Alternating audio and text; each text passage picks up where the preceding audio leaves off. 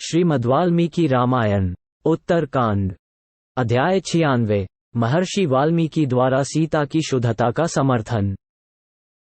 रात बीती, सबेरा हुआ और महातेजस्वी राजा श्री रामचंद्र जी यज्ञशाला में पधारे। उस समय उन्होंने समस्त ऋषियों को बुलवाया। वशिष्ठ, वामदेव, जाबाली, काश्यप, विश्वामित्र, दीर्घत्मा, महातपस्वी दुर्वासा, पुलस्त्य, शक्ति, भार्गव, वामन, दीर्घजीवी मार्कंडेय, महायशस्वी मौद्गल्य, गर्ग, च्यवन, धर्मज्ञ शतानन, तेजस्वी भरद्वाज, अग्निपुत्र सुप्रभ, नारद, पर्वत, महायशस्वी गौतम, कात्यायन, सुयज्ञ और तपोनिधि अगस्त्य, ये तथा दूसरे कठोर व्रत का पालन करने वाले सभी बहुसंख्यक महर्षि कौतूहलवश वहां एकत्र हुए। 2-6 महापराक्रमी राक्षस और महाबली वानर, ये सभी महामना कौतूहलवश वहां आए। नाना देशों से पधारे हुए तीक्ष्ण व्रतधारी ब्राह्मण, क्षत्रिय, वैश्य और शूद्र सहस्रों की संख्या में वहां उपस्थित हुए। सीता जी का शपथ ग्रहण देखने के लिए ज्ञाननिष्ठ, कर्मनिष्ठ और योगनिष्ठ सभी तरह के लोग पधारे थे। राजसभा में एकत्र हुए सब लोग पत्थर की भांति निश्चल होकर बैठे हैं, ये सुनकर मुनिव वाल्मीकि सीता जी को साथ लेकर तुरंत वहां आए। महर्षि के पीछे सीता सिर झुकाए चली आ रही थी। उनके दोनों हाथ जुड़े थे और नेत्रों से आंसू झर रहे थे। वे अपने हृदय मंदिर में बैठे हुए श्री राम का चिंतन कर रही थी। वाल्मीकि के पीछे पीछे आती हुई सीता ब्रह्मा जी का अनुसरण करने वाली श्रुति के समान जान पड़ती थी। उन्हें देखकर वहां धन्य धन्य की भारी आवाज गूंज उठी। उस समय समस्त दर्शकों का हृदय दुख देने वाले महान शोक से व्याकुल था।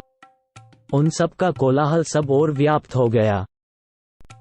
कोई कहते थे, श्री राम तुम धन्य हो। दूसरे कहते थे, देवी सीते तुम धन्य हो। तथा वहां कुछ अन्य दर्शक भी ऐसे थे जो सीता और राम दोनों को उच्च स्वर से साधुवाद दे रहे थे। तब उस जन समुदाय के बीच में सीता सहित प्रवेश करके मुनिव वाल्मीकि श्री रघुनाथ जी से इस प्रकार बोले, दशरथ नंदन, ये सीता उत्तम व्रत का पालन करने वाली और धर्मपरायणा है। आपने लोकावाद से डरकर इसे मेरे आश्रम के समीप त्याग दिया था। महान व्रतधारी श्री राम, लोकावाद से डरे हुए आपको सीता अपनी शुद्धता का विश्वास दिलाएगी। इसके लिए आप इसे आज्ञा दें। ये दोनों कुमार कुश और लव जानकी के गर्भ से जुड़ में पैदा हुए हैं। ये आपके ही पुत्र हैं और आपके ही समान दुर्धर्ष वीर हैं। यह मैं आपको सच्ची बात बता रहा हूँ। रघुकुल नंदन, मैं प्रचेता वरुण का 10वां पुत्र हूँ। मेरे मुंह से कभी झूठ बात निकली हो, इसकी याद मुझे नहीं है। मैं सत्य कहता हूँ, ये दोनों आपके ही पुत्र हैं। मैंने कई हजार वर्षों तक भारी तपस्या की है। यदि मिथिलेश कुमारी सीता में कोई दोष हो तो मुझे उस तपस्या का फल न मिले।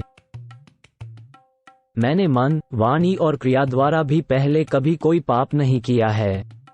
यदि मिथिलेश कुमारी सीता निष्पाप हो, तभी मुझे अपने उस पाप शून्य पुण्य कर्म का फल प्राप्त हो। रघुनंदना, मैंने अपनी 5 इंद्रियों और मन बुद्धि के द्वारा सीता की शुद्धता का भलीभांति निश्चय करके ही इसे अपने संरक्षण में लिया था।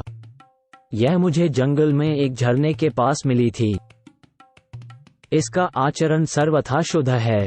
पाप इसे छू भी नहीं सका है तथा ये पति को ही देवता मानती है। अतः लोकावाद से डरे हुए आपको अपनी शुद्धता का विश्वास दिलाएगी। राजकुमार, मैंने दिव्य दृष्टि से ये जान लिया था कि सीता का भाव और विचार परम पवित्र है, इसलिए यह मेरे आश्रम में प्रवेश पा सकी है। आपको भी यह प्राणों से अधिक प्यारी है और आप ये भी जानते हैं कि सीता सर्वथा शुद्ध है, तथापि लोकावाद से कलुषित चित होकर आपने इसका त्याग किया है।